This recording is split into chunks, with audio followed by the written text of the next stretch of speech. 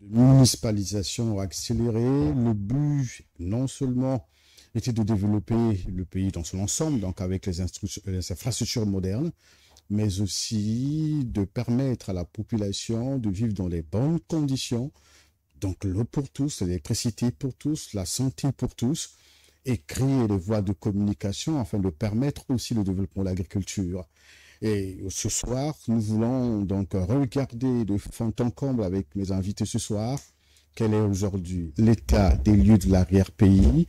Pourquoi? Parce que nous avons constaté, comme vous aussi, que le chef de l'État a entamé des visites, comme il a dit lui-même, de contact avec la population paysanne pour voir comment se développent les activités agricoles dans l'Interland. Nous allons donc avec Blanc, Constant et Barapéa, politologue, et Guy Benoît de Victor, journaliste, voir ensemble comment se développe l'arrière-pays. Eux qui ont l'habitude aussi de se déplacer de temps en temps, merci d'être les nôtres. Vous êtes sur Téléka Média, vous le faites bien. Partagez le contenu, invitez les autres en les taguant pour que le débat soit interactif. Donc vous pouvez commenter, nous les lire, nous lirons vos commentaires sur ce plateau. Merci. Bonsoir messieurs. Bonsoir.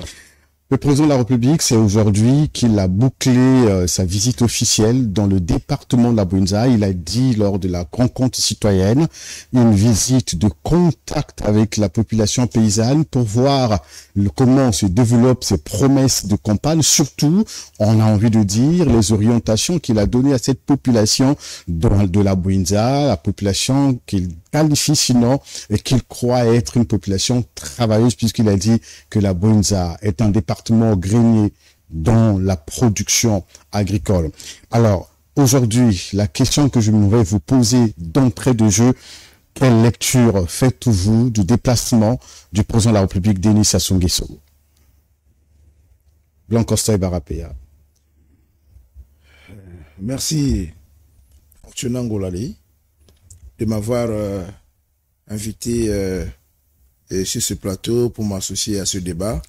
Ça fait un moment, je ne suis pas passé sur ce plateau parce qu'il y avait certaines contraintes qui m'empêchaient d'être là. Et j'en profite donc pour adresser mes sincères salutations patriotiques à vos millions de téléspectateurs. Merci beaucoup. Et je leur renouvelle mon amitié. Alors, pour répondre à votre question à propos du déplacement du chef de l'État dans l'Interland, précisément dans le département de la Bouinza, en réalité, il n'y a pas de mal à cela. C'est un citoyen, un chef de l'État, qui, en n'importe quel moment, en fonction de son agenda, peut visiter n'importe quel département, n'importe quel village, n'importe quelle sous-préfecture de la République. Puisque, vous l'avez dit, il a eu un mandat de 5 ans, il est libre. Donc, en tant que garant de la sécurité, garant de la bonne vie, garant des institutions, garant de la sécurité alimentaire de manière globale de ce citoyen, il a le devoir et peut-être même la responsabilité de le faire. Oui. Alors, nous avons suivi quelques extraits, des bribes de discussion, des échanges que le président a eu d'ici et là, ici et là, avec nos compatriotes qui se situent de ce côté. Et il dit qu'il devrait, selon vos expressions, vérifier vérifier si ces orientations sont suivies et si ces orientations ont produit les effets sur le terrain. Bon, c'est une bonne chose, mais nous constatons que vérifier les orientations, vous avez bénéficié de 5 ans de mandature pendant lesquels vous avez donné les orientations et que c'est à la veille de votre mandat, puisque l'élection présidentielle c'est peut-être dans une année, vous allez vérifier les orientations, vos orientations 4 ans après les avoir données. Alors la question que je me pose aujourd'hui, s'il constate que ces orientations, puisqu'il a commencé dans la Bouinza, c'est ce qui va aller ailleurs, et s'il se rend compte que ces orientations n'ont pas abouti, comment est-ce qu'il doit faire pour rectifier le tir? Est-ce qu'il a suffisamment de temps, suffisamment de moyens pour rectifier le tir après le constat d'échec? Bon, ça dépendra d'ailleurs de lui-même de regarder, mais nous qui voyons au niveau de l'intérieur, nous qui vivons au quotidien dans ces départements, qui fréquentons le pays juste à l'interland, nous constatons que les promesses, le chapelet de promesses du chef de l'État en 2021 peine à se réaliser. Donc nous allons voir comment est-ce qu'il va faire pour recadrer le tir. Mais je suis tenté de penser comme certains observateurs qui estiment que le déplacement du chef de l'État dans l'interland, précisément à Madingou, peut-être ailleurs, s'inscrit dans le cadre d'une pré-campagne de balisage du chemin pour les échéances à venir. Guy Victor, quelle est votre lecture? Oui, mais merci beaucoup à Bruni Fortuna, merci à Tileka TV, Tileka Media pour cette invitation. Et salutations à tous les milliers de vos abonnés qui sont connectés sur ce média. Et je crois que c'est un plaisir de les retrouver. On va faire le mieux pour leur donner la matière à réflexion, puisque c'est notre devoir d'analyser l'actualité et d'apporter aussi l'éclaircissement, puisque c'est la manque dans ce pays où tout le monde veut bien être fanatique, à talakou, mais personne ne veut être objectif. Bon, on se bat pour être un peu plus objectif que ça, pour éclairer la lanterne de tous les citoyens de la République qui comprennent la marche de la République et de la démocratie. Bon, cela dit, je crois que le président est dans son bon devoir. C'est son droit à lui de sillonner le pays. Et ça, ce n'est pas un péché qu'un président de la République se déplace pour aller, pour passer du temps avec sa population, de l'interland surtout. Il pouvait le faire, il peut le faire à chaque instant quand son calendrier lui permet.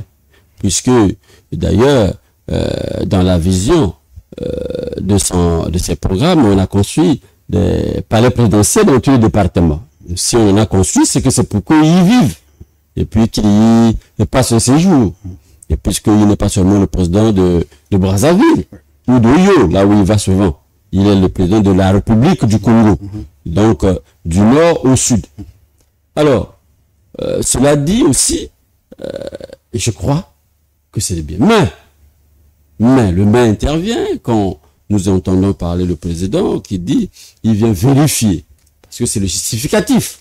Pourquoi il y est allé? C'est pour vérifier l'exécution de ces promesses faites à la population à la veille, ou bien pendant les élections de 2021. Mais je me mets dans la peau du pédagogue, de l'enseignant. Je me dis, est-ce que moi, en tant qu'enseignant, j'enseigne les élèves, le contrôle de connaissances, je vais le faire à la veille de l'examen, ou je le fais au fur et à mesure qu'on avance. Puisque je donne les leçons, je crois que j'ai donné les instructions aux élèves. Un enseignant fait quoi? Le devoir, c'est de contrôler les connaissances au fur et à mesure que les enfants accumulent les leçons. On ne peut pas les laisser faire, les laisser accumuler les leçons pour attendre la veille de l'examen pour contrôler les connaissances. Fait comme ça, on risque d'échouer, on risque de taper à côté, parce que on ne sait pas s'ils avaient assimilé, s'ils avaient bien compris ces leçons-là, si vraiment ils étaient dans le droit chemin. Ça, je me mets dans la peau du pédagogue et de l'enseignant, comme le président lui-même aussi a aussi le flair de l'enseignant, puisqu'il est passé par l'enseignant. Cette procédure n'est pas pédagogique. Parce que si c'est vraiment pour contrôler, on ne peut pas le faire. 4 ans après, l'édiction des mesures, 4 ans après les primoires, on y arrive, alors que les échéances pointent à l'horizon. Voilà, Guy Victor, je reste avec vous. Est-ce que aujourd'hui c'est le temps, la périodicité, c'est la période, parce que vous parlez de 4 ans, est-ce que l'important c'est la période qui importe, ou encore c'est ce qui est fait? Nous allons donc ouvrir, on va dire, notre sujet par la Bwinza, puisqu'on parle déjà de la Bwinza. Est-ce que, au lieu de voir le temps, la période que le président choisit pour aller, est-ce que vous ne pouvez pas évaluer ce qui est fait? Est-ce qu'aujourd'hui, 4 ans après, la Bonza n'est pas, j'ai envie de dire, transformée, puisqu'on a vu quand même les entreprises, on a vu les zones agricoles protégées, et voilà, et on a vu aussi l'aéroport de Cailly qui fonctionne encore, puisque le président de la République y est atterri, et même c'est par là-bas qu'il a repris donc son avion pour Brazzaville.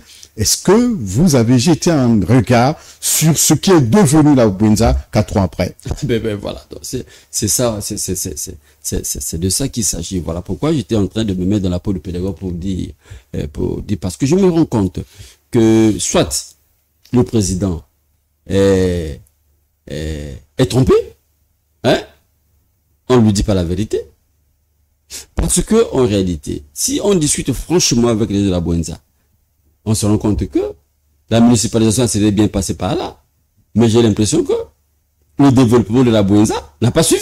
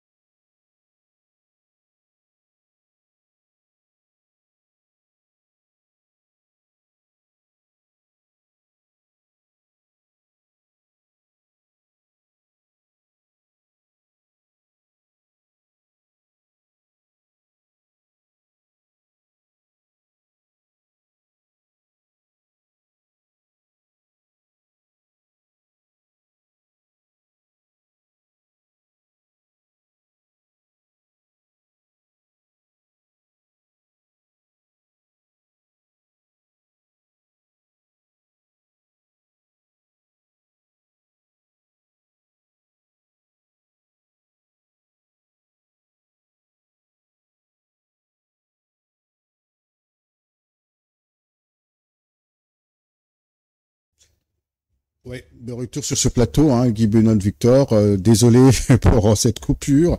Voilà, Guy Benoît, j'étais sur vous. Nous étions en train de voir, on va peut-être pas se limiter à 4 ans seulement, puisque nous ne sommes pas là pour faire le bilan de 4 ans du quinquennat du président de la République. Nous parlons plutôt de l'état en fait du développement de l'arrière-pays. Nous avons donc saisi l'opportunité, voilà, donc suite au déplacement du président de la République. Alors, on sait aussi que c'est cette politique, il y a 20 ans, 22 ans, avec la municipalisation accélérée. Je le disais dans l'introduction que le but n'était pas seulement de doter le pays des infrastructures modernes, mais aussi de permettre aux populations de vivre dans les bonnes conditions, d'avoir accès à tous les services de base.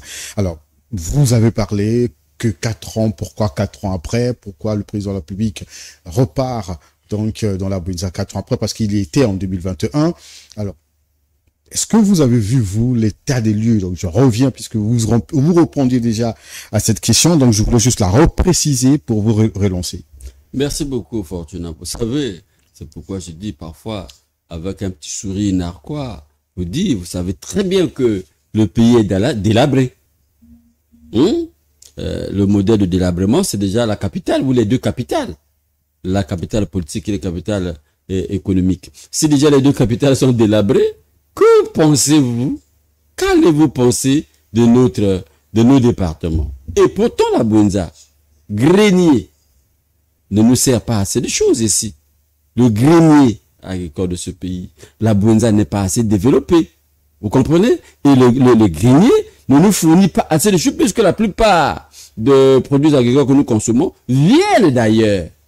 Vous voyez, je peux vous rappeler les chiffres, hein, c'est encore récent, on parle de près de 700 milliards de francs CFA que le gouvernement congolais dépense chaque année pour importer les vivres. Ah ben voilà. Alors que la Buenza a été proclamée grenier de la République depuis les temps immémoriaux.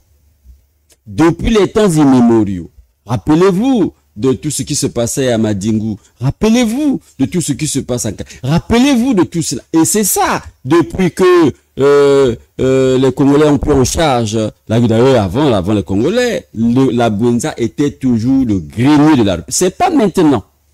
C'était le grenier, mais alors, après ces belles périodes où nous avions des belles mangues qui venaient de Madingu, où les mangues qu'on a donné le nom du professeur Pascal Lissouba, où on avait les arachides, où on avait beaucoup de choses qui venaient de la Buenza. Après, c'est de l'hibernation totale. Aujourd'hui, que le président parle, aille voir, mais l'état de délabrement dans lequel se trouvent nos départements, c'est ahurissant. Mais, quand on y constate, les bras m'en tombent. Voyez, mais je ne sais pas, j'ai entendu le président parler, apparemment il est fier, lui, du bilan de son travail. Mais moi, je suis sceptique et je me demande, au nom de quoi le président peut être fier? Non, mais il parle pas de son bilan, il parle plutôt, il était content de voir les jeunes, se lancer dans l'agriculture. Donc c'est un répondant à son appel en 2021. Il est heureux de voir ces jeunes. Il est heureux de voir les productions agricoles porter, on va dire, les résultats dont il attend toujours. Vous l'avez vu avec comment on appelle ça, le maïs en mai. Il le présentait à tous ceux qui étaient là pour les encourager. D'ailleurs, donc aujourd'hui, il ne se satisfait peut-être pas de tout son bilan, mais au moins du fait que l'agriculture se développe aujourd'hui dans ce département et ailleurs. Allez au PK de Mfilo pour vous rendre compte de si réellement ce qui se produit à la Buenza est remplir les étalages de Brazzaville. Vous comprenez cela? Oui, le président se satisfait, c'est bien ça. Mais là, la gare de Mfilou, allez-y voir pour vous constater que ces gens-là sont toujours producteurs depuis la nuit des temps. C'est le peuple agricole depuis la nuit des temps. Ils sont habitués depuis la nuit des temps. Bon, est-ce que c'est pour autant dire que ça a aidé au développement du département et du pays?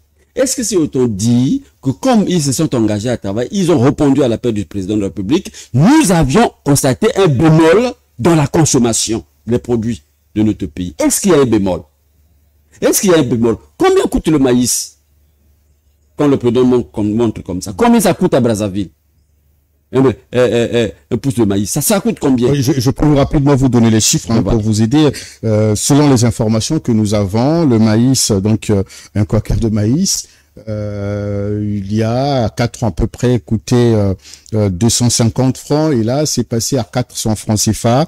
La tonne coûtait il y a 4 ans à peu près donc 250 000.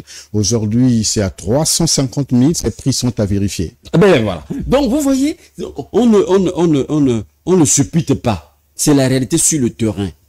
Donc quand le président se satisfait, je me dis mais qui lui fait croire ça? Qui lui fait croire? Puisqu'il était sur le terrain lui-même. Ben oui, mais il a vu les champs, oui.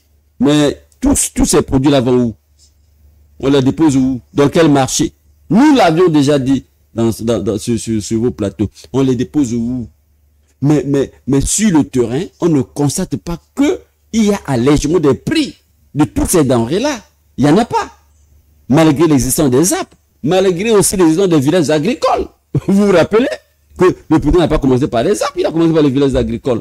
Mais malgré tout cela, on ne constate pas une amélioration. Le Congolais ne consomme pas congolais à moindre coût. Non. Et vous avez constaté, vous avez vu, les prix actuels de tous ces denrées-là ont galopé, ont été multipliés. Il y a de cela 4 ans, c'était pas comme ça. Maintenant que nous avons les zones des aires agricoles protégées, maintenant que nous avions eu les zones économiques, comment vous appelez ça, les villages agricoles, mais rien n'a changé. Moi, je prends seulement l'exemple le prix de l'œuf, mais qui a été triplé presque. Vous comprenez? L'œuf. Alors qu'on en a vanté dans ce pays, alors qu'on nous a fait les démonstrations que ces gens-là, ça allait. Mais c'est encore le président aussi quand on est allé en cours. Hein? C'est le même discours qu'il avait tenu. Et là, il en tient encore. Bon, moi, je ne sais pas. Je ne sais pas. Et c'est juste pour dire au président, il faut qu'il fasse la contre-expertise. Il est allé certainement avec la fiche qu'on lui a présentée. Mais est-ce que ces fiches-là sont réelles? Parce qu'après, je vois ces jeunes gens qui n'ont même pas encore commencé à vendre, se mettre à cotiser pour lui donner de l'argent. Parfois, je me dis, c'est pas la mise en scène, ça. On en parlera. Guy Victor, tenez compte du volume de votre retour aussi, et baissez le volume de votre retour que vous avez sous vos yeux, baissez le volume de votre retour là, voilà. Et Barapéa. Voilà, mais c'est très bien. Le président, vous l'avez dit vous-même, peut se déplacer à n'importe quel moment, dans n'importe quelle période pour aller à l'intérieur du pays. Il a dit, il va au contact de sa population, surtout la population paysanne. Alors, est-ce que vous avez vu, jetez un coup d'œil, vous, sur le développement de l'arrière-pays? Nous allons parler d'abord de la Bwenza, là où il était.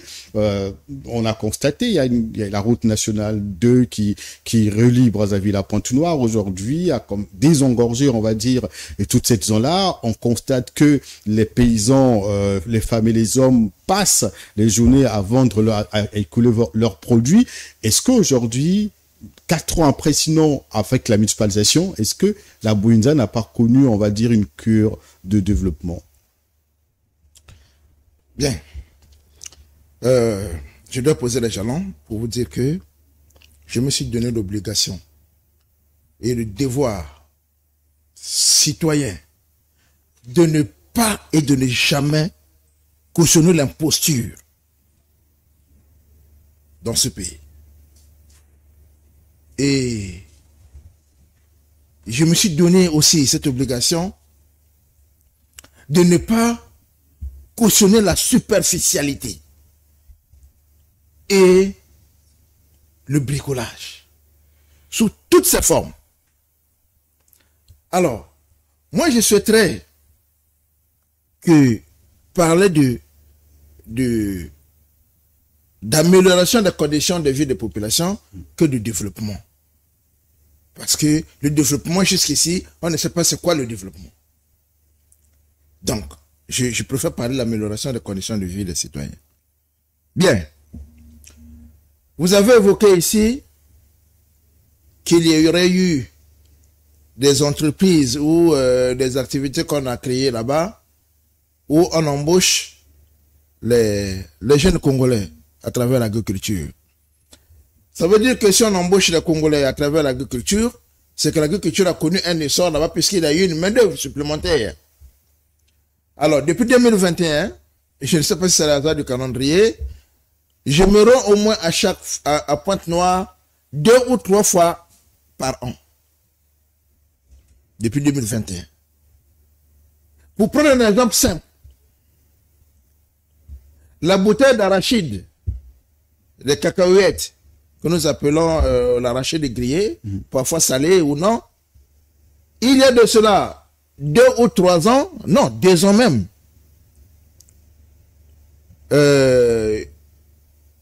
j'achète cette bouteille-là à 1000 francs. Et parfois, on vous donne ça à 900. Récemment, j'étais à Pointe-Noire, entre le 2, j'étais à Pointe-Noire du 2 au, je crois, au 10 janvier. J'ai acheté la même bouteille à 1500. Ce que je dis là est vérifiable. 1500 francs CFA. Donc, en partant de 1000 francs à 1500, ça a doublé de moitié. Deuxième chose, vous vantez, vous mettez en avant la construction de la route nationale numéro 1. Flambeau neuf. Ouais. Oui, flambeau neuf. Si on peut dire, on a construit une route. Mais, ce que vous oubliez, c'est que la construction de la route nationale numéro 2, numéro 1, pardon, ouais, a détruit des pans entiers de revenus avec le rail, le chemin de fer qui est pratiquement en abandon. Donc, on n'a rien fait en réalité. Or, si on avait à la fois le chemin de fer qui est nécessaire, on en a amélioré, et puis la route qui est là que tout le monde apprécie, puisque aujourd'hui vous quittez Brazzaville le matin à 8h, 14h, 15h, vous êtes à Pointe-Noire, vous pouvez faire l'aller le tour, ça aurait dû créer plusieurs niches d'emploi. Maintenant, dites-moi, quelle est l'industrie qu'on a créée à Dolisie, disons, en Kayi ou à Madingo en 4 ans pour soutenir l'idée selon laquelle il y a eu un développement ou une amélioration qualitative des conditions de vie des citoyens dans ce département. J'ai suivi le président lui-même qui disait que quand il passait dans son cortège, il a vu l'hôpital, l'hôpital général qui était prévu, je ne sais pas, c'était le projet date des années 2010, si je ne me trompe pas. Le projet date des années 2010, mais on constate, il a constaté que cet hôpital est abandonné dans la brousse. Or, parmi les éléments d'amélioration de la condition de vie des citoyens, nous avons naturellement les questions de santé. Lui-même, il l'a dit, et je l'ai suivi. Alors, vous voyez que il y a plus de propagande dans cette démarche du président de la République, et c'est normal parce que nous sommes, on peut se comprendre, parce que nous sommes dans une perspective électorale. Il n'y a que des catégories naïves qui ne peuvent pas percevoir ça sur cet angle-là. On est en plein dynamique électorale. Parce que, concrètement, le projet Eau pour tous, où en sommes-nous? Deuxièmement, un autre élément qu'on peut citer, l'aéroport de Madingo, vous avez fait allusion à cet aéroport de Madingo. Dites-moi, est-ce qu'on peut nous évaluer les recettes de cet aéroport? Parce que certainement il y a un trafic là-bas, puisque vous avez évoqué, ça veut dire qu'il y a un trafic. Est-ce qu'on peut nous évoquer les recettes générées par cet aéroport depuis 4 ans? Est-ce qu'on peut nous donner le nombre d'emplois créés depuis 4 ans, générés par les flux qui s'opèrent à travers cet aéroport depuis 4 ans? Parce que si l'aéroport fonctionne ou fonctionnait, le jeune taxi-moto, le jeune taximan peut bénéficier de quelque chose, parce qu'il y aurait des courses entre le flux migratoire entre l'aéroport et la ville. Donc, vous voyez que à un certain niveau, le présent se laisse emporter par la propagande de ses collaborateurs. Mais non, mais il y a un élément, je l'ajoute sur votre argumentaire, que les zones agricoles protégées, les ZAP, on les développe aujourd'hui dans la... Oui, je vous arrête tout de suite. Ça, c'est de n'importe quoi. Est-ce que c'est pas un changement? Non, c'est pas vrai. C'est pas vrai. L'efficacité de ces zones agricoles, il faut quand même dire que le ministre essaie un peu de se battre comme il peut, mais le rendement n'est pas là. Vous avez dit ici, on a vu le président avec le maïs, pour montrer. Mais le maïs, est-ce qu'il y a eu l'impact sur le plan de la ménagère? Au niveau du social, est-ce qu'il y a eu l'impact? Vous avez dit vous-même avec les chiffres que vous avez. C'est vous qui vous avez fourni ce chiffre. Le quater est passé de 250 à 400. La tonne est passée de 250 000 à 350 000, quelque chose de comme ça. Ça montre à suffisance qu'il n'y a rien. Pourquoi vous faites du bruit? Vous voulez qu'on cautionne des postures? Donc, qu'ils travaillent. Peut-être que dans 5, 10, 15 ans, les résultats seront là. Mais aujourd'hui, il ne faut pas nous faire ingurgiter des histoires où sur le terrain nous ne voyons rien. Nous allons traiter parce que le président nous a montré l'échantillon ou bien les puits de maïs que voilà, ça a donné. Mais je rappelle que cette même opération avait été réalisée en Go avec les mêmes acteurs, c'est-à-dire le même ministre de l'Agriculture et le même chef de l'État. Ce qui a changé, c'est peut-être les applaudisseurs. Puisque cette fois-ci, ce ne sont plus mes parents de Ngo, mais ce sont mes parents peut-être de la Bonza. Sinon, rien n'a changé. Il faudrait que nous soyons rigoureux. Il faut que nous soyons rigoureux dans l'analyse dans ce pays-là. On ne peut pas cautionner, et avec toute la dimension citoyenne, intellectuelle que nous avons, on ne peut pas applaudir de l'imposture. Quel travail? Vous voyez, vous le savez vous-même, que rien n'a changé dans ce département-là. C'est vrai qu'il y a eu la route qui est passée par là, mais quand nous passons, on va à Pointe-Noire, en Caille, il y a toujours l'escale, on achète le riz, comment vous appelez ça, on achète l'arachide, on achète la mangue, on achète le foufou, mais le prix galope. Vous aurez dû, même vous avez mis en avant la rencontre citoyenne que le président a eue avec les populations. Mais attends, vous savez comment ça se passe? Est-ce que le président a échangé avec un citoyen venant d'un village lointain, par exemple, comme Mabombo, encore que Mabombo, c'est un grand village. Je ne sais pas si c'est un district. Mais est-ce que d'un petit village comme... je ne connais pas assez de villages qui sont là-bas, mais est-ce que c'est d'un petit village, d'un petit quartier? Non, Bouansa. Non, Bouansa, c'est pas comme un petit village quand même. C'est une grande agglomération. Ouais. Mais et là aussi, vous savez que lors de ces rencontres citoyennes, les participants sont triés sur le volet. Les questions sont choisies. Donc, ça, c'est pas un indicateur c'est pas un indicateur pour dire que le président a retiré les gens, c'est faux. Merci Guy Benoît Victor. On parle ici du développement de l'arrière-pays. Dans le développement, il y a la création de l'emploi, sinon des entreprises, des industries. Les apps dont on parle, ce n'est pas que dans la Bouinza. Voilà, les apps, le docteur Blanc-Consté Barapéa l'a rappelé, dans les plateaux, dans la cuvette ouest, c'est un peu partout. On a plusieurs actuellement en expérimentation. Celle de la Bouinza, surtout en ce qui concerne les maïs, c'est 1 an seulement qu'on vient de la lancer. Mais est-ce que c'est pas déjà, je n'ai pas envie de dire, déjà j'ai dit, est-ce que c'est pas un élément probant qu'il s'agit là de la transformation de l'arrière-pays, surtout de ces départements où se développent ces zones agricoles protégées? Ok. Bon, vous voyez, vous savez que en réalité, je ne vois pas la plus-value qu'il y a. Vous voyez, parce que je dis ceci, si nous prenons l'exemple de la Bouinza, sachez que ces gens de la Bouinza sont des peuples travailleurs.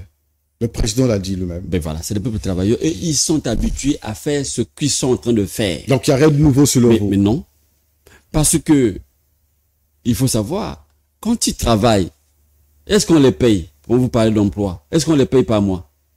Ou ils attendent le fruit, hein, le fruit de la production. Oui. Vous voyez, c'est le fruit de la production. Mais ces gens, c'est là quand ils travaillent pour leur propre compte. Pour leur propre compte, ils avaient de l'argent ou pas? Puisque quand nous allons sur Pointe-Noire, ce sont eux ceux-là qui viennent vendre leurs produits, écouler leurs produits sur la voie. Hier, c'était sur la voie ferrée, mais maintenant, c'est sur la route nationale. Donc, en ce moment-là, jusque-là, il n'y a pas d'impact. On ne sent pas. On ne peut pas dire qu'on a créé des emplois. Parce que ce peuple-là, c'est un peuple agricole. Ils ont l'habitude de travailler comme ça. Et c'est jusqu'aujourd'hui, tant qu'ils n'ont pas encore vendu, tant qu'ils n'ont pas encore le retour sur l'investissement, ils font là de l'agriculture de subsistance. Pour moi, c'est encore de l'agriculture de subsistance. Ils font pour manger. Parce que nous ne comprendrons que cette agriculture-là a porté ses fruits que lorsque ces apps-là vont commencer à produire suffisamment ou à fournir suffisamment le marché congolais, on saura déjà qu'il y a suffisamment à vendre et ces gens-là tirent les dividendes de leur travail. Si ce n'est que ce que nous voyons là, comme les gens de la cuvette, ils ont déjà vendu. Mais si vous n'avez pas des gens avec qui discuter avec eux pour savoir si leur leur façon de vivre a changé. Ça n'a pas changé. Ça n'a pas changé. Et vous savez, si on achète le truc d'un million, ils ont vendu à la hauteur d'1 million. 1 million divisé par combien de travailleurs? Ça fait combien par individu? Peut-être que vous ne vous rendez pas compte encore. Quand le ministre Ngouba est allé acheter, il a déposé plus d'1 million. Il a acheté les produits d'1 million. Mais le million là, on fait quoi? On le divise par le nombre de travailleurs. Chacun se retrouve avec combien? Mais il y en a qui ont regretté le fait de venir travailler alors que quand ils travaillent pour leur propre compte, ils font leur hectare, ils gagnent plus que ce qu'on leur a donné dans les apps. Peut-être que les gens ne font pas attention, mais c'est de ça qu'il s'agit. C'est de ça qu'il s'agit. Oui, on peut en acheter, on peut vendre, l'État est allé acheter, débourser 1 million, 2 millions. Mais ils sont combien de travailleurs? Ils sont combien de travailleurs? Et quand on divise ce million-là, comment ça se passe, la répartition? Ils ne gagnent pas comme autant qu'ils gagnaient quand ils travaillaient pour leur propre compte. Et ça, c'est de la vérité. Ça, c'est des échanges que nous avons eus avec ces producteurs-là. Dongo à la cuvette West. Ceux qui ont déjà fait la vente. Vous voyez?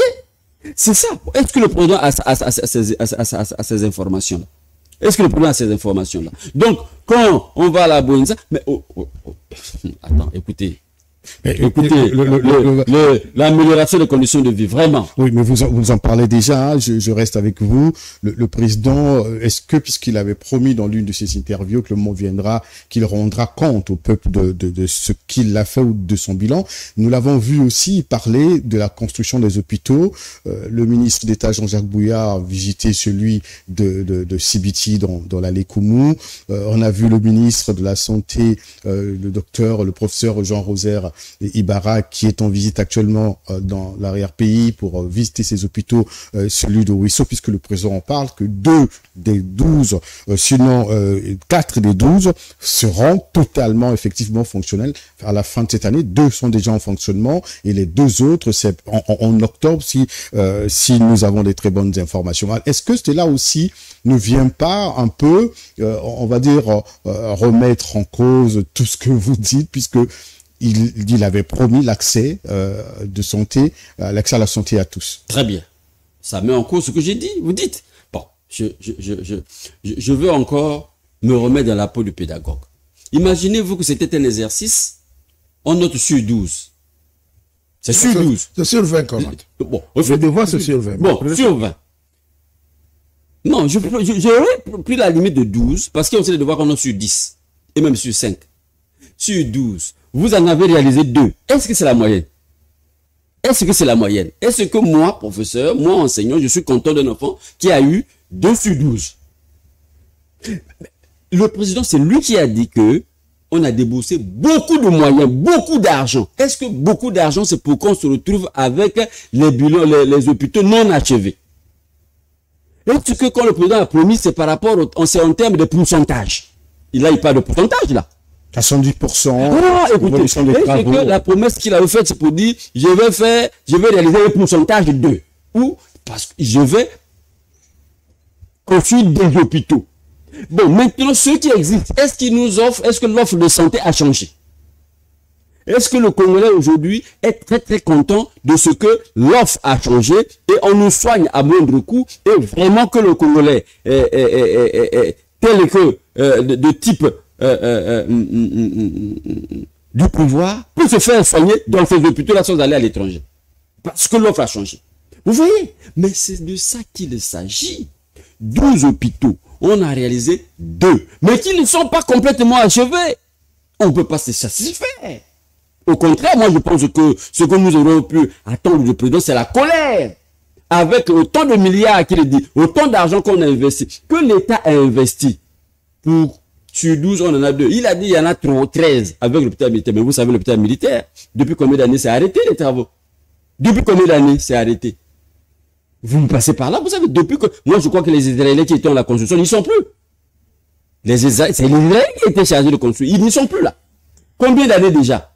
Pourquoi? Mais Combien d'argent a-t-on dépensé? Est-ce que le niveau qu'on devait atteindre avec la construction de ces hôpitaux-là, c'est ce niveau-là?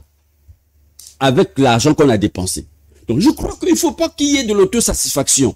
Surtout que le président, c'est celui qui doit demander les comptes. Vous voyez? Il peut pas s'autosatisfaire quand même. Parce que ça, 12 ou 13 sur 2, ce n'est pas la moyenne. Ce n'est vraiment pas la moyenne. Et nous savons que nous savons qu'en politique, qu'est-ce qui vous dit que CBT ou je sais pas moi sont déjà suffisamment avancés? Mais c'est pour ça peut être sur le saupoudrage. On peut amener aussi les équipes, mettez-vous au travail pour que le président croit que réellement ça avance.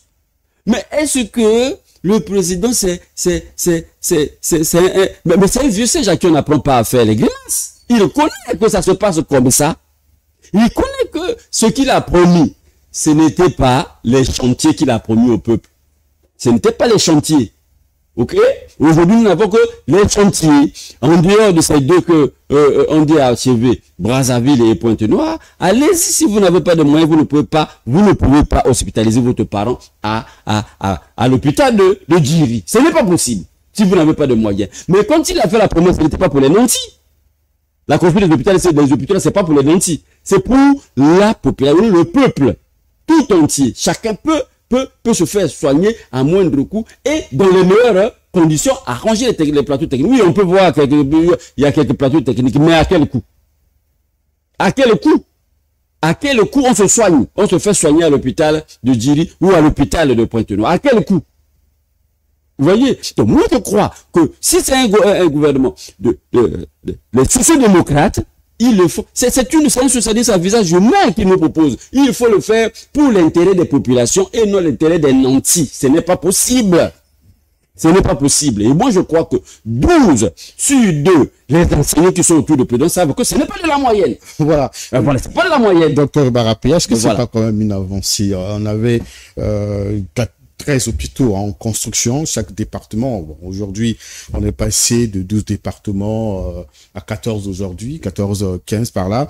Et donc, est-ce que la finition des travaux, sinon la mise en fonction des 2 autres hôpitaux, puisque le président dit que c'est la fin de l'année, le ministre d'État, Jean-Jacques Bouillard, parlerait d'octobre 2025. Est-ce que c'est pas aussi une avancée dans le développement de l'arrière-pays, surtout permettre aux populations de se soigner à moindre coût et d'avoir accès aux soins de santé? Si je comprends bien, vous me demandez de me satisfaire de quelque chose qui n'est pas encore là. Alors qu'ils ont eu 5 ans pour le faire. Maintenant, je dois attendre. D'ailleurs, ce projet date, si je ne me trompe pas, du ministre Ibouvi. Ouais. C'est le ministre de la Santé, je crois que c'est entre 2012 et 2016. Ouais.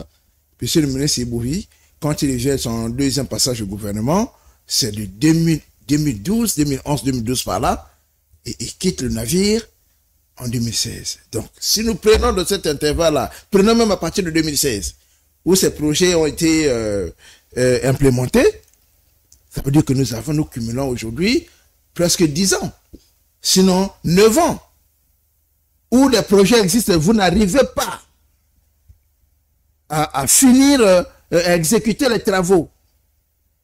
Et le président parle de beaucoup d'argent.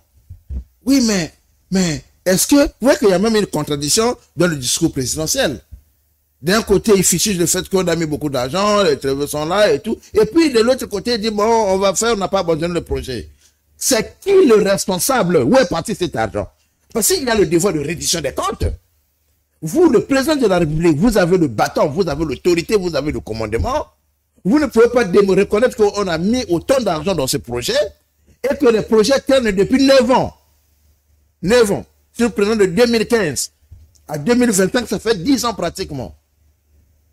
Et on ne sait pas qui a fait quoi. Les projets, les hôpitaux sont en abandon. Moi, j'ai préféré l'expression que vous avez utilisée tout à l'heure. Vous avez dit que la mise en service, ça ne veut pas forcément dire que les travaux ont été achevés. L'hôpital d'Oyo, Edith Lucie Bongo Ndimba, qui est à Oyo, vous avez des pontiers qui sont restés inachevés, mais l'hôpital fonctionne. Puis je sais de quoi je parle, puisque je suis allé là-bas à maintes reprises, visiter, j'avais des gens qui sont malades là-bas, et puis j'ai visité, je sais, ce que je dis là est authentique, vous pouvez vérifier. L'hôpital de Kombo, selon certaines indiscrétions, il y a des ponts entiers, des compartiments qui sont inachevés. J'ai reçu, je n'ai pas vérifié, j'ai reçu le même chef de cloche du côté de Pointe-Noire. Alors, nous sommes là dans un saupoudrage. C'est un mensonge cousu de fil blanc. Comment on peut faire ça? On peut faire dire ça à un chef. Lorsqu'on sait qu'aujourd'hui, nous sommes à l'heure de la mondialisation avec la facilité de vérifier les informations à travers les gens qui sont de l'intérieur. On vous prend ça en photo, puis on vous envoie, vous regardez que c'est pas ça. C'est pas possible, on ne doit pas s'auto-satisfaire comme Guy Benoît l'a dit. Aujourd'hui, vous prenez, d'ailleurs même, là vous parlez des infrastructures, mais moi j'ai une pensée profonde pour mes compatriotes médecins qui travaillent dans des conditions extrêmement difficiles. Allez à l'hôpital de Talanga, vous allez voir les conditions de travail des médecins. Allez-y au CHU. Ces 2 dernières années, j'ai beaucoup fréquenté les structures sanitaires de notre pays, disons de la ville de Brazzaville, surtout notamment Talanga et le CHU.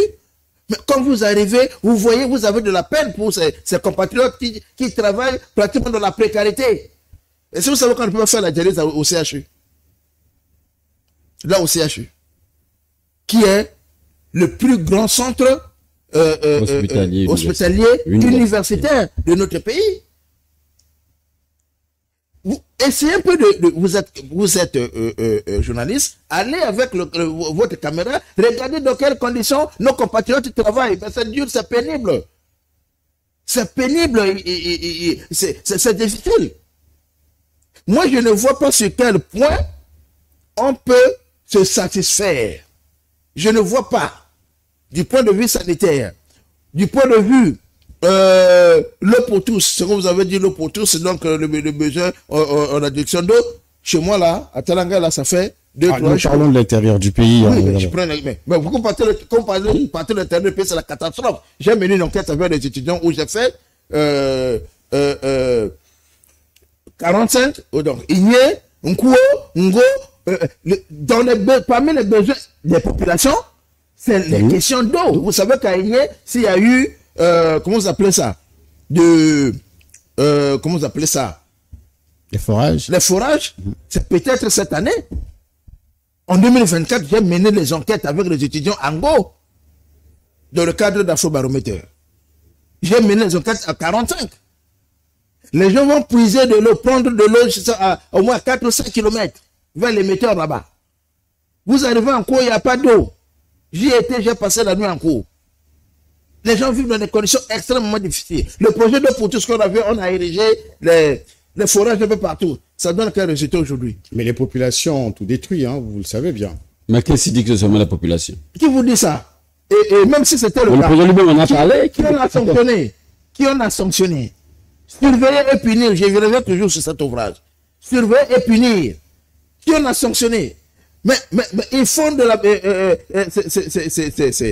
c'est des soucis trop forts, je voulais utiliser le mot barbare, mais je préfère utiliser des inciviques. Ces inciviques, mais c'est des inciviques à basse échelle, comme nous avons des inciviques au sommet de l'État qui ont détourné les fonds, c'est le président qui en parle, qui ont englouti les fonds destinés à construire des hôpitaux. Regardez, moi je serais rassuré et convaincu que le système sanitaire au Congo a évolué lorsque je vais voir les autorités se faire hospitaliser ici. Les enfants, que je serais heureux de voir que le système éducatif a évolué au Congo quand je vais voir les enfants de dignitaires étudier ici, ne plus envoyer les enfants à l'étranger. Toutefois, aussi longtemps que nous n'allons pas voir les dignitaires se faire soigner ici au pays, les dignitaires inscrire leurs enfants à l'université Marien Wabi ou à l'université Denis Sassou Nguesso ou ailleurs, d'autres universités en construction, je ne veux pas croire à tout cela. Voilà. C'est du sapoudrage, c'est du maquillage qu'on est en train de faire. Et puis, vous bernez les gens. Attends, nous sommes quand même... on est en 2021, c'est le 3e millénaire. Voilà. Vous ne pouvez plus gérer le pays comme si c'était sous le monopartisme. Et c'est d'autres personnes qui en paieront le prix de ce que j'appelle ce bricolage permanent au sommet de l'État. Guy Benoît Victor, dites à ceux qui nous suivent, à la population, surtout, quel est aujourd'hui l'état qu'on peut faire, c'est-à-dire le qu'on peut faire de l'arrière-pays. On ne veut peut-être pas citer toutes les localités ou encore toutes les communautés urbaines ou des districts, mais on peut quand même, vous qui faites l'intérieur du pays, le docteur Varapéa qui est souvent dans les enquêtes, qu'est-ce qu'on peut retenir de l'état de lieu des localités de l'intérieur du pays aujourd'hui? René Fortuna, je crois que il n'y a pas raison de se satisfaire. Nous avons encore tout à y faire. Il faut assumer ses responsabilités pour faire. Accepter qu'on n'a pas encore fait, il faut faire. Parce qu'à l'intérieur du pays, vous savez, j'ai passé plus de 10 ans, 15 ans à l'intérieur du pays pour gérer tout ça. Aujourd'hui, le petit bémol, c'est quand l'électricité d'Imboulou est passée dans nos petits villages. Hein? Maintenant, là, il peut avoir l'électricité, mais l'eau. Mais n'oubliez pas qu'il y a plusieurs localités qui sont connectées aujourd'hui. C'est ce que je dis, c'est le petit bémol. À la téléphonie mobile, hein. Bien. Voilà, mais la téléphonie apporte quoi? Dans la téléphone, vous avez l'internet. La téléphonie apporte quoi de plus? Sinon, c'est la communication, n'est-ce pas? Mais est-ce que tous ceux qui ont le téléphone se satisfassent de leurs conditions de vie? Il faut encore avoir les moyens d'acheter du crédit, n'est-ce pas? Il faut avoir. Et ça avait été prédit par les grands hommes d'État, les grands visionnaires. On nous disait dans ce pays qu'il va y arriver un moment où même dans nos champs, dans les champs, les mamans qui vont au champ parleront avec leurs enfants qui sont en Europe. Le professeur Pascal, et ça, ça ne peut pas nous supporter parce que la technologie venait à grands pas. Mais nous ne voyons pas. Et nous n'y croyons pas. Et nous n'acceptions pas. Nous ne prêtions pas foi à ce que lui disait. Aujourd'hui, la téléphonie, ça nous est imposé. La téléphonie nous est imposée. Ce n'est pas de la volonté du gouvernement, ça nous est imposé. Parce qu'il y a de cela plus de 20 ans, un érudit l'avait prédit. Personne n'y croyait. Personne ne comprenait parce qu'on pensait que les téléphones devaient rester seulement le téléphone à combiner. On ne savait pas encore qu'il y avait déjà les téléphones mobiles. Donc aujourd'hui, là, les propriétaires les propriétaires des sociétés téléphoniques sont obligés d'y aller parce qu'ils veulent faire du bénéfice. Vous comprenez? Ils veulent faire du bénéfice. Ils sont obligés de chercher les clients partout. C'est pourquoi nos villages sont connectés. Ce n'est pas seulement de la volonté d'un pouvoir public, même si, au-delà de cela, les politiques veulent récupérer l'opération. Mais quand toutes ces compagnies-là arrivent ici, ce n'est pas d'abord pour satisfaire les politiques, même si après ils deviennent actionnaires. Vous comprenez? Ces gens-là voulaient conquérir le monde entier parce que le monde est devenu un village planétaire. Oui ou non? Et donc, ceux qui créent l'Internet, ceux qui ont créé tous ces trucs-là, la volonté pour eux, c'est de connecter le monde entier dans cette espèce de toile d'araignée. Et en ce moment-là, aucun village ne peut être épargné. C'est une volonté économique qui dépasse la volonté politique de nos pays africains. Mais là où on nous laisse le temps de faire par nous-mêmes, on n'arrive pas là. Il faut maintenant amener l'eau. Est-ce qu'on y arrive? Il faut maintenant soigner les gens. Ce n'est plus la volonté des opérateurs de haut niveau. Vous avez Djambala qui est le chef-lieu des plateaux. Vous avez Gamboma qui devient aussi chef-lieu du nouveau département, les Fini à Lima. Vous avez la Limankini, oui. Vous avez Ouando qui est à la tête du département de la Cuvette. Vous avez un fondo dans la Likwala, vous avez Wisso, mais aujourd'hui, je voulais savoir, est-ce que vous ne pensez pas que ces localités, ces chefs-lieux ont quand même pu bénéficier, je disais tout à l'heure, d'une injection de développement? Non, rien du tout. Attends, je vous parle. Permettez, je dise quelque chose. Bien. Vous voulez parler de la téléphonie, chef-lieu de... Oui, mais vous voulez parler de quoi? Ils ont bénéficié de quoi? Seulement de la téléphonie? Mais nous, quand il nous est arrivé à nous, Congolais, de développer nos pays avec les municipalisations accélérées, qu'est-ce qui s'est fait? Est-ce qu'aujourd'hui, toutes ces populations-là peuvent se satisfaire de la municipalisation accélérée? Ça dépend maintenant des pouvoirs publics. Est-ce qu'on est arrivé à la fin, au bout de cette opération-là? Est-ce que ces populations, est-ce qu'on a eu les routes?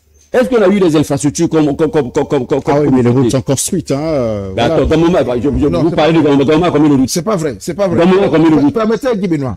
Gamboma combien de routes? Il y a eu combien de maisons, de combien de trucs? Je parle de Gamboma parce que c'est une ville que j'ai maîtrisée puisque j'ai presque, passer tout le temps en train de l'administrer à ma manière, cette ville-là. Il y a combien de routes? C'est la principale. Mais la municipalisation est passée dans l'autre plateau. Est-ce que la mairie est installée? Est-ce que la sous-préfecture est installée? Est-ce que les stades est installé? Ça, c'est une autre privée s'il y a un stade de football. Ce n'est pas un stade de football. Ça, c'est pas un stade de football. Voilà. Ça c'est même un stade de moins la foot. Bon, qu'est-ce qui s'est passé? Qu'est-ce qu'il y a eu? Est-ce qu'il y a eu l'adduction d'eau a eu lieu? Est-ce qu'on peut en parler encore?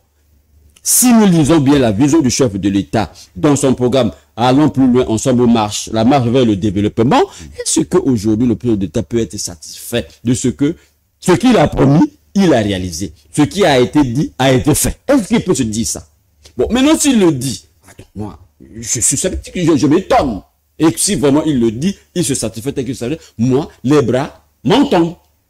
Allez-y. Je vais foncer le clou. Il n'y a pas eu de route. À l'exception notable de la route Pointe-Noire-Brazzaville, peut-être la route qui mène jusqu'à Ouesso, mais nous avons l'éternel problème de route qui se pose entre les Fini et Gamboma.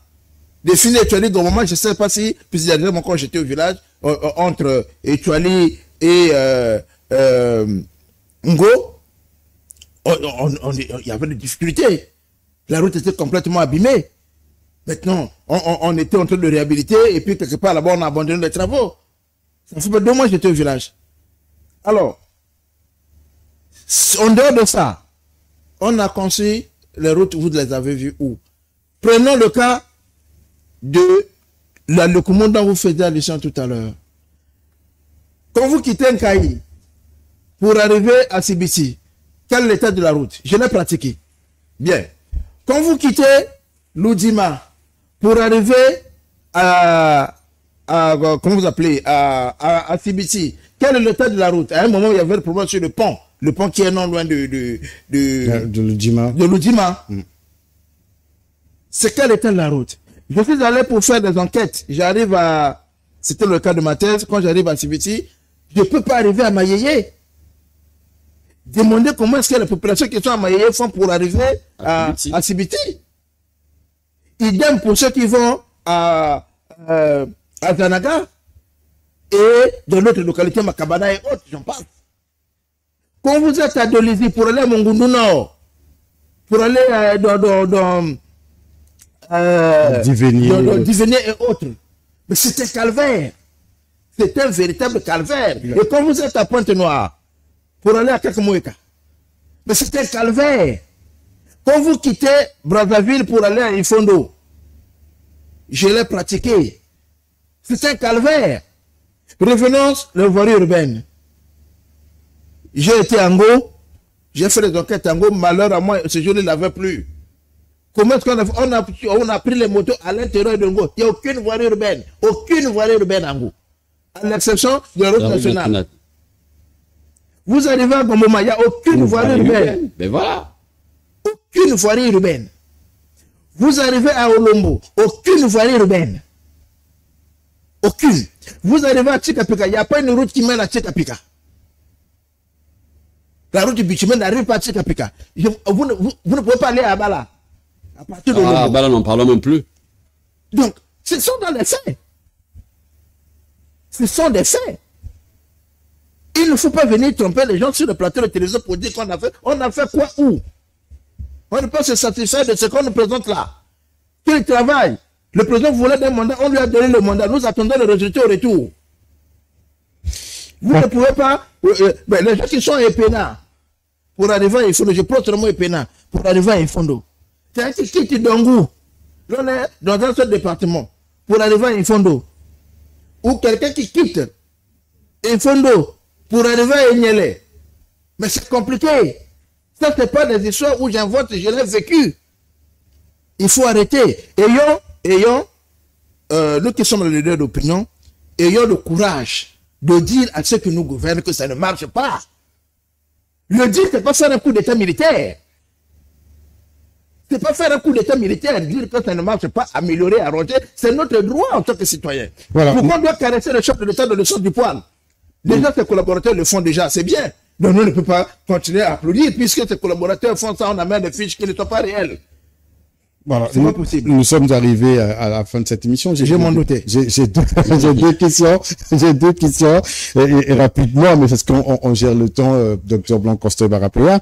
La première question, on revient un peu sur notre introduction, c'est de savoir, puisque le président, dans notre entendement, c'est qu'il poursuivra ses descentes, ses visites officielles, sinon les visites de travail ou de contact, comme il le dit lui-même, avec des paysans à travers le pays. Et selon vous, qu'est-ce qu'il ira voir exactement ailleurs par rapport à ce que vous avez décrit?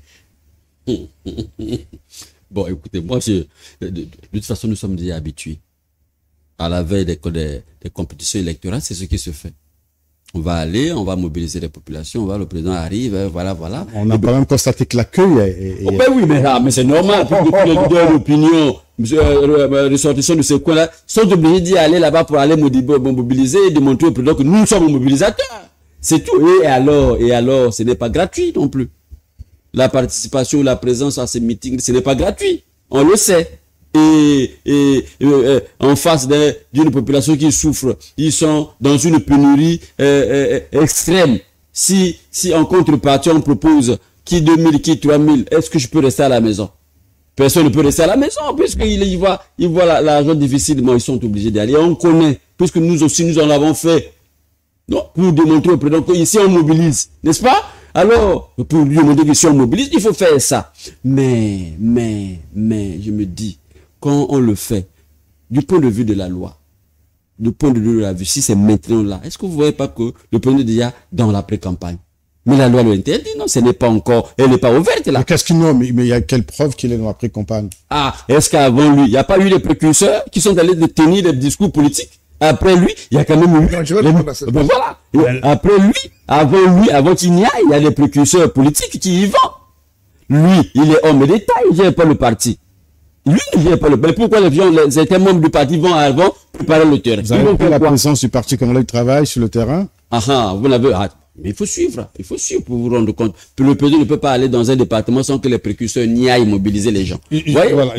Vous allez boucler, pas boucler, c'est-à-dire que la question que je vous pose, la dernière, puisque je vais boucler l'émission avec le docteur Blanc-Coster Barapéa, puisque vous parlez des mobilisations, nous avons aussi constaté des pré-campagnes, vous avez constaté notre compatriote, notre candidate au bac qui, dans la ZAP de Mundi a apporté la contribution, je crois, de ces jeunes agriculteurs au président de la République pour leur soutien à sa candidature, à son élection. Et comment est-ce que vous... quelle lecture faites-vous? Mais c'est une pré-campagne. C'est une pré-campagne, non? Mais c'est ce que je suis en train de vous dire. Mais c'est indépendamment du président de la République. Mais ça a toujours été indépendamment du président de la République. Même quand le président le fait, ça a toujours été, même s'il n'est même pas candidat du PCT. Mais le président toujours amène sa contribution. C'est indépendamment du président de la République. Et alors, en tant qu'homme politique, grand timonier, comme on dit, est-ce qu'on fait, on peut dire, amenez-moi la contribution. Mais c'est pas lui qui demande. Mais non, mais il ne peut pas le dire non plus. Mais ceux qui sont autour de lui, ils savent que c'est comme ça qu'on doit faire pour se faire intéresser.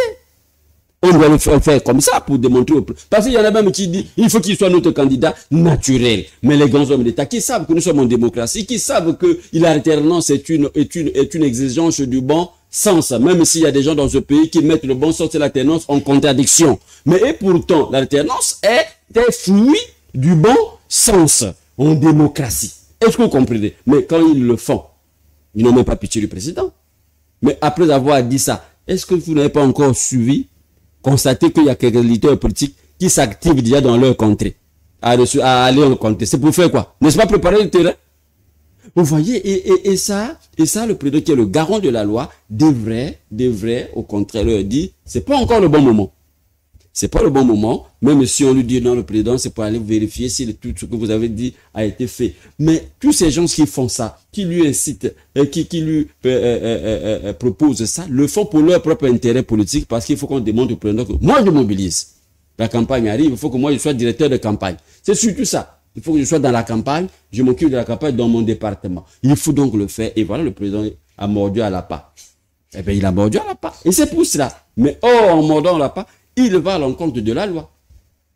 Merci Guy Victor, Dr Blanc-Coster Barapéa.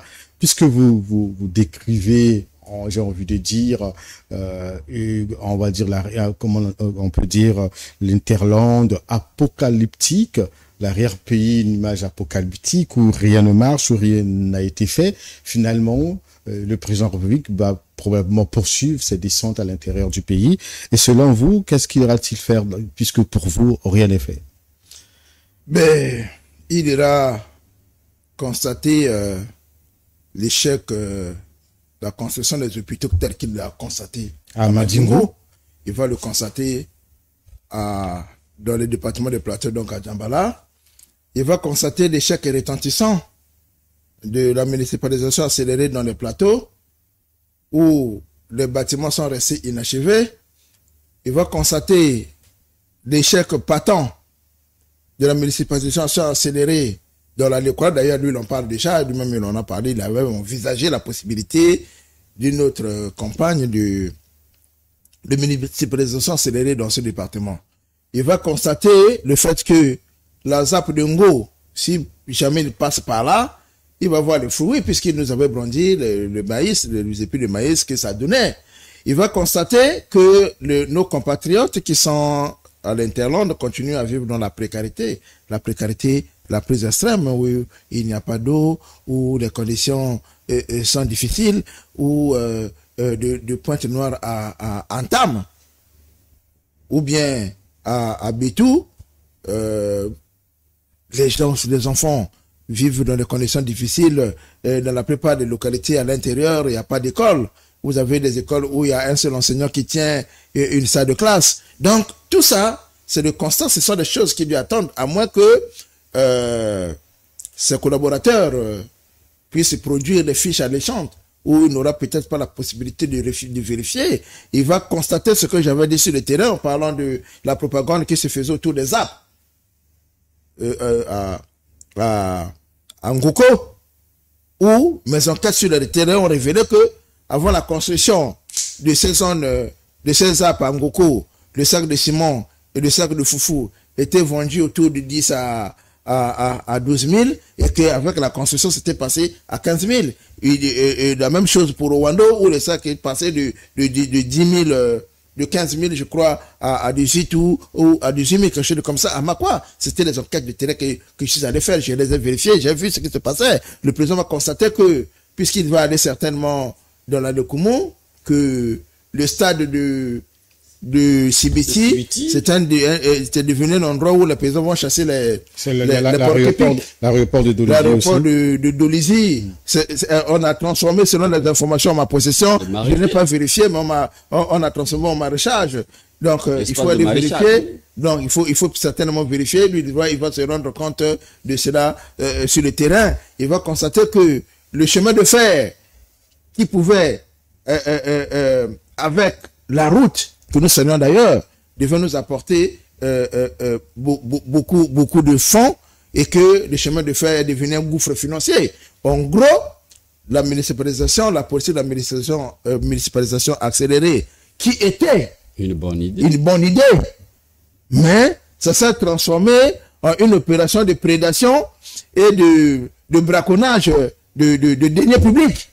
Donc le président va constater ce constat amer, même si lui ne va pas le reconnaître publiquement, mais nous qui vivons au quotidien des populations vont certainement, s'il n'y a pas la drogue des billets de 2000 pour qu'ils applaudissent, certainement, puis s'ils discutent, s'ils envoient des émissaires, qu'ils envoient des émissaires avant, c'est-à-dire les agents de sécurité, bien des équipes, pour discuter directement avec les populations concernées. Il aura la vraie fiche. Nous parlons des populations concernées, mais nous avons vu notre compatriote qui, au nom de collectifs, j'ai envie de dire, des coopératifs de la ZAP de Mundi, ont apporté leur contribution pour encourager le président de la République à poursuivre son œuvre à la tête du pays. Mais écoutez, en tant que citoyen, je leur laisse la liberté de faire ce qu'il peut faire. En tant que politologue, maintenant, oui, en tant que politologue, je vais vous répondre par les travaux d'un autre politologue américain, Erving Goffman, qui a écrit un ouvrage très intéressant intitulé « La mise en scène de la vie quotidienne ». Voilà, la mise en scène de la vie quotidienne. Nous sommes là dans notre opération de mise en scène. Je peux m'interroger quand même, comment est-ce que ces agriculteurs ou bien ces acteurs qui sont réunis autour des coopératives, qui peinent à avoir du matériel, disons, le matériel pour mécaniser l'agriculture, je ne sais pas s'ils ont réalisé les ventes à hauteur de combien pour donner de l'argent au chef de l'État pour battre campagne. Combien ils ont donné? Moi, je n'ai pas cette information. Dans l'enveloppe personnelle. L'enveloppe, combien ils ont donné au chef de l'État? Ils ne peuvent pas quand même donner 100 000 au président de la République pour aller battre campagne. Ça serait insulter notre autorité. Non, mais c'est la taille de leurs moyens. Oui, non? mais ça peut être 100 000 quand même. Maintenant, s'ils ont donné 1 million, aussi plutôt, hein, parce que je ne peux pas dire avec exactitude, vous-même, vous ne le savez pas, c'était dans l'enveloppe scellée. Bon, ça dépend de la taille de l'enveloppe. Est-ce que c'était les billets de 10 000? Est-ce que c'était les billets de 500? Est-ce que c'était les billets de 1000 francs? Personne ne peut le dire en ce moment. Donc, c'est un peu à l'image de la déclaration du patrimoine qu'on a eu à faire ici. Voilà. Le montant, on ne saura jamais qui a déclaré quoi. Et puis, on ne saura donc jamais combien ils ont donné au chef de l'État. Mais c'est leur droit. Nous sommes dans une société de cours. Je l'ai toujours dit. Nous sommes dans une société de cours. Et dans la société de cours, généralement, c'est la pensée unique.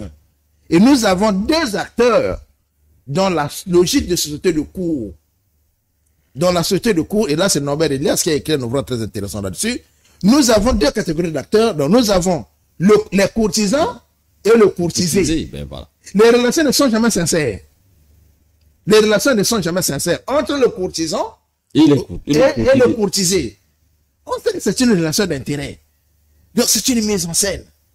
Lui, il sait quand même que ces enfants-là, bon, avec tout ce qu'ils ont, et même, on peut quand même aussi interroger la source de ce financement. Il peut y avoir quelqu'un qui a passé par derrière pour dire, bon, voilà, vous faites ceci au chef de l'État. Tout ça, c'est possible en politique parce que la politique, c'est la mise en scène. C'est la mise en scène. Ce que vous voyez là, ce que j'ai appelé d'ailleurs, tout ce qui s'est passé à Madungou, j'appelle ça le coup d'éclat. Voilà. C'était le coup d'éclat, c'est le coup de com' politique. Lorsque vous voyez un président de la République ou bien un acteur politique avec les puits de maïs, et puis c'est des coups d'éclat politiques. Et ça, c'est normal, on ne peut pas interdire ça à un entrepreneur politique. Maintenant, il revient aux esprits, ceux qui ont un œil à moitié ouvert, de comprendre et d'éclairer les autres. Merci beaucoup. Nous sommes arrivés à la fin de Dictionnaire politique. Merci, messieurs. Merci à vous, internautes, téléspectateurs de Téléka Média. Merci à celles et ceux qui contribuent donc à cette émission, vous qui avez apporté vos points de vue. Cela ne dépend que de vous-même. Téléka n'est rien responsable des propos que vous tenez en public. Merci de nous avoir suivis. Vous craignez les mesures de rétorsion? Oh, non, nous sommes professionnels et nous voulons le demeurer. Voilà, il faut donc recadrer les choses et être clair. Donc, merci à toute l'équipe technique qui nous a permis d'être les vôtres ce soir. Continue le débat sur le fil d'actualité de Téléka Média. Vous aurez cette émission sur la chaîne YouTube et aussi, comme d'habitude, nous en ferons un résumé pour celles et ceux qui n'ont pas la possibilité de suivre l'intégralité. Merci. Nous allons nous retrouver la semaine prochaine dans Dictionnaire politique avec un autre sujet et certainement, peut-être, la prochaine visite du chef de l'État. Nous reviendrons là-dessus pour évaluer et comme nous l'avons fait ce soir. Merci.